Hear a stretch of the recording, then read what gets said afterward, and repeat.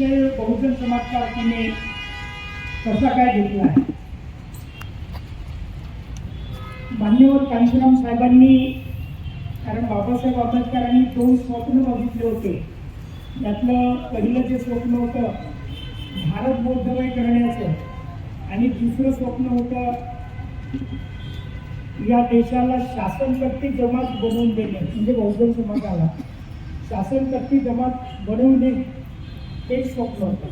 आणि दोन्ही स्वप्न मान्यवर कांशीराम साहेबांनी बाबासाहेबांचे पूर्ण करण्यासाठी प्रयत्न सुरू केले. त्यांच्या हाती जेवढं करता आलं ते केलं. बहीण मायावतीजींना मुख्यमंत्री बनवून त्यांनी उत्तर प्रदेशात भारत बौद्धमय असल्यावर कसा असेल आणि कसा बौद्धमय पाहिजे याची एक चुणूक त्यांनी त्यांच्या कारकिर्दीमध्ये उत्तर प्रदेशात दाखवून दिली. नागपूर हे बाबासाहेब आंबेडकरांनी धर्मदीक्षा दिलेलं एक राष्ट्रीय आंतरराष्ट्रीय स्तराचं एक केंद्र आहे. आणि हे केंद्र आंतरराष्ट्रीय स्तराचं असल्यामुळे याच ठिकाणी जे बाबासाहेब आंबेडकर इतिहासाबाबत बोलताना त्या देशाचा इतिहास जो कुठला आहे तर तो ब्राह्मणिझम वर्सेस बुद्धिझम, म्हणजे बुद्धिझमच्या विरोधातला ब्राह्मणिझम हा संघर्ष म्हणजे भारताचा इतिहास असं बाबासाहेब सांगतात.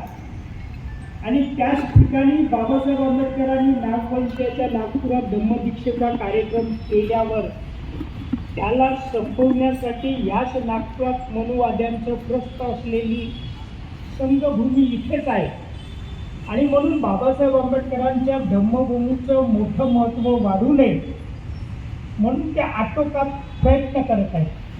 म्हणून बाबासाहेब आंबेडकरांनी धम्मदीक्षा दिल्यावर ते थांबवण्यापासून त्या नदीकडे जो काही विकास, विस्तार आणि सौंदर्यीकरण होण्याचे आपण स्वप्न बघत आहोत मागच्या 60-70 वर्षापासून, ते मात्र या प्रस्थापितांच्या एकेकोर खणामुळे थांबलेलं आहे. आणि म्हणून बहुजन समाज पार्टीला निर्णय घेतला आहे प्रदेशाध्यक्षांनी त्यांच्या नेतृत्वात की राज्यभर हा विषय आपण जनतेसमोर मांडला पाहिजे. फुले शाहू आंबेडकरांचा विचार, शाहूंचा विचार, तथागत बुद्धाचा विचार, सम्राट अशोकाचं युग ज्या कांशीरामजींना पाहिजे होतं तो विचार, हे आपण याच भूमीत पहिला एक धरणा देऊन आपली भूमिका काय तर त्यांच्यापर्यंत जाऊ द्यायची. आणि मग संपूर्ण राज्यात 35 जिल्ह्यामध्ये हा विचार मांडायचा की कालपर्यंत असलेली, आज कदाचित म्हणतील की आज भाजप आहे, परंतु यापूर्वी 40, 45, 50 वर्षापर्यंत काँग्रेस होती. त्यांचे केंद्रीय मंत्र्यापासून तर मुख्यमंत्र्यापर्यंत सर्व दीक्षाभूमीवर येऊन गेले, परंतु त्यांनी ती जमीन दिलेली नाही. आता अलीकडे गल्लीपासून तर दिल्लीपर्यंत भाजपवाले आहेत. त्यांनीही काल परवा मेट्रोला जागा दिली, परंतु दीक्षाभूमीला मात्र 1 इंचही दिली नाही. नव्हे तर दीक्षाभूमीचा विस्तार होऊ नये म्हणून पूर्व दिशेला एल्टच्या जागेवर मोठं बांधकाम सुरू आहे. आणि उत्तरच्या दिशेला कापूस अनुसंधान केंद्राच्या जागेवर तिथेही मोठं बांधकाम अगदी गेटवर उभं केलं की भविष्यात समजा ही जागा दीक्षाभूमीला दिली तरी त्यांचे रस्ते मात्र अडवले जावेत या पद्धतीनं त्यांनी फिजिकली ते काम सुरू केलं. हे शासनाच्या लक्षात आणून देण्यासाठी, त्यांना विनंती करण्यासाठी आणि त्यांना मागणी करण्याच्या हिशोबानं त्यांना सांगण्यासाठी आजच्या धरणा निदर्शनी कार्यक्रमाचं आयोजन आहे. आजच्या कार्यक्रमात ज्यांच्या नेतृत्वात आहे ते मान्यवर डोंगरे साहेब प्रदेशाध्यक्ष उपस्थित झालेले आहेत. त्यांच्या डाव्या बाजूला मंगेशजी ठाकरे आहेत, प्रदेशचे महासचिव. उजव्या साईडला डावीकडे नागराज जयकर आहेत, जिल्हाध्यक्ष योगेश लांजेवार, त्यांच्या बाजूला शहराध्यक्ष पुष्कर मारेजी आहेत, त्यांच्या शबाना खान मॅडमच्या महिला आघाडीच्या आहेत. इकडे जामगडेजी जे रिपब्लिकन चळवळीतलं मोठं व्यक्तिमत्व आहे, म्हणजे नागपुरात जे सिनियर त्यांना समजलं जातं ते जामगडेजी आहेत, सामाजिक कार्यकर्ते भिवजी आहेत, त्यांच्या दीक्षाभूमीशी संबंध अनेक वर्षापासून राहिलेला आहे. आणि आपल्या सर्व उपस्थितातही अनेक मान्यवर आहेत. तर या प्रसंगी मी विनंती करेन की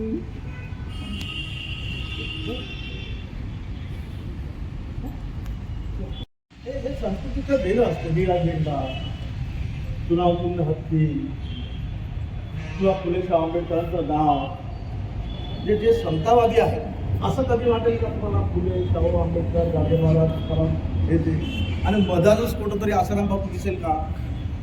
दिसेल? त्या महाराजांचं गांधीचा फोटो दिसेल का? मी आता बहुजन समाज पार्टी तुम्ही सगळे कार्यकर्ते असं दिसेल का आपल्याला कधी? का नाही दिसत? कारण की तुम्ही मुद्दापासून जे मानवतावादाची जे संस्कृतीचं रक्षण करणारा बाबासाहेब आंबेडकरांचा वारसा आम्हाला लाभलेला म्हणजे आमची संस्कृती वेगळी. इतके फोटो पाहता तुम्ही किंवा बहुजन समाज पार्टीचे इतकं काही तुम्ही लिटरेचर वाचता, त्यामुळे तुम्हाला गांधीचा फोटो दिसते का? दिसला ना कधी? गोडगोड करायला दिसतो का? इवन गडकरीचा दिसेल का? या भविष्यात लावणार आहात का? कारण की कधी काही गोष्टी ज्या आहेत त्या संस्कृती रक्षणासाठीही लढावं लागतात. आणि म्हणून आज जे 30 वर्षाच्या बाबतीत खरं डोंगरे साहेबांना धन्यवाद देतो. त्यांच्याविषयी भवनमध्ये सर्वांना सर्व कार्यकर्त्यांना बोलावलं, म्हणाले की भैयाजी आपण हा प्रश्न घेऊ दीक्षाभूमीचा. आणि म्हणून तुम्हा सर्वांचे स्वागत करतो. जिथे जिथे डोंगरे साहेब आदेश करतील किंवा उत्तर शेळेजी वगैरे नगरावजी आहेत ते सगळे पदाधिकारी त्या ठिकाणी या गोष्टीचा प्रचार झाला पाहिजे. तर ती दीक्षाभूमी जी आहे ही एखादी वेळा मातृभूमीची लढाई म्हणू शकतो. कारण की बाबासाहेबांना आपण मानतो तो बाबासाहेब तिथे म्हणतात आज माझा नवा. बहुत साल तक काम किया वो हमारे सांस्कृतिक कलाकार विजय वाघबेड़े जी, उनकी स्मृति को अभिवादन करते हुए मैं डीएसपी का एक गीत आपके सामने सादर करता.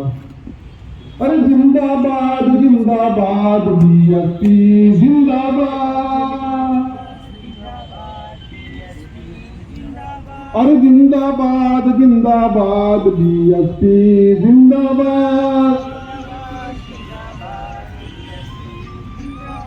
अपना हक का बीच करो चलो चले संघर्ष के साथ, अपना हक का बीच करो चलो चले संघर्ष के साथ. जिंदाबाद जिंदाबाद बीएसपी जिंदाबाद, अरे जिंदाबाद जिंदाबाद बीएसपी जिंदाबाद. क्या मिलता है इस भारत में हमें बिना संघर्ष किए? याद करो इतिहास हमारा, क्या हमने बलिदान दिए. क्या मिलता है इस भारत में हमें बिना संघर्ष किए? याद करो इतिहास हमारा, क्या हमने बलिदान दिए. माड नासिक बीत चुके पर कहा हुए हैं हम आजाद, माड नासिक बीत चुके पर कहा हुए हैं हम आजाद. जिंदाबाद जिंदाबाद बीएसपी जिंदाबाद, जिंदाबाद जिंदाबाद बीएसपी जिंदाबाद. विषमता को नष्ट कराकर समानता को लाना है, अन्यायी शक्ति जुल्मी सत्ता हत्या में बदलाना है. विषमता को नष्ट करा. शांतिवादी विचारांची संस्कृती आम्हाला अभिप्रेत आहे, तो आमचा हक्कही आहे. आणि या न्यायिक मागणीला न्यायिक बाजूने आमच्या न्याय व्यवस्थेत आमच्या कॉन्स्टिट्यूशनमध्ये पण मान्यता दिलेली आहे. जर शाळांना आम्ही जागा देऊ शकतो, इतर गोष्टींना जागा देऊ शकतो, तर यासाठी सुद्धा जागा देऊ शकतो. आणि याच मुख्य कारणाने बहुजन समाज पार्टीचे आमचे महाराष्ट्राचे अध्यक्ष माननीय श्री ॲडव्होकेट सुनीलजी डोंगरे साहेब, ते स्वतः धम्मवादी आहेत, धम्म विचाराचे प्रसारक आहे. त्यांच्या घरासुद्धा समोर त्यांनी अशा बाबासाहेबांच्या बीएसपीच्या कार्यकर्त्यांना, सामाजिक कार्यकर्त्यांना विनंती करतो, हे आंदोलन जोपर्यंत आपल्याला जमीन शासन देत नाही तोपर्यंत चालत राहावं अशी मी यांना विनंती करतो. आमच्या प्रदेश अध्यक्ष साहेबांना अकोल्याला जायचं असल्यामुळे मी माझा वेळ पूर्ण प्रदेश अध्यक्षांना देतो. धन्यवाद. जय भीम.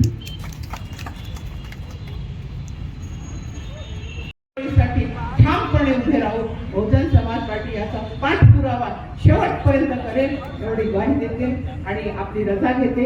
जय हिंद, जय भारत, जय संविधान. धन्यवाद. या ठिकाणी आपण ज्या ज्या पाहुण्यांना आपल्या भूमिका ठेवायला बोलावलं त्यात नागपूर विद्यापीठाचे माजी कुलसचिव जे पुरणजी मेश्राम, डॉक्टर पुरणचंद्र मेश्राम जे इथे आलेले आहेत, मी त्यांना विनंती करतो की त्यांनी मंचावर यावं. त्यांना भूमिका ठेवायची आहे.